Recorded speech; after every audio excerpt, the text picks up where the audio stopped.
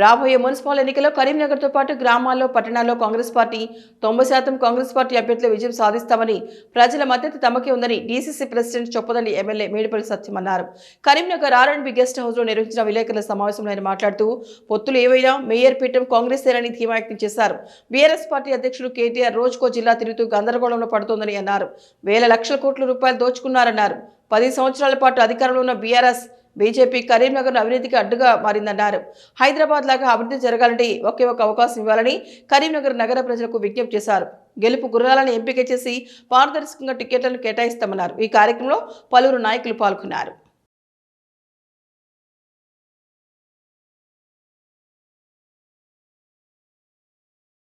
రిజర్వేషన్లు కూడా ప్రకటించిన సంగతి తెలిసిందే.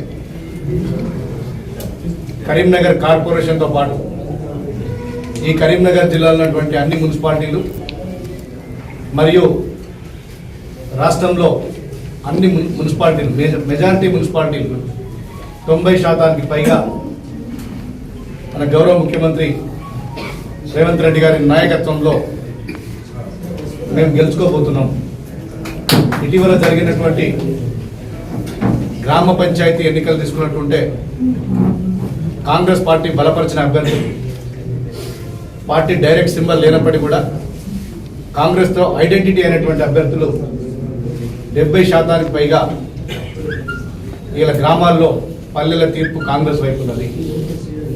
రేపు జరగబోయే పట్టణ తీర్పు కూడా ముమ్మాటికి కాంగ్రెస్ వైపే ఉంటుంది. 90% తగ్గకుండా మెజారిటీ మున్సిపాలిటీలు కార్పొరేషన్లు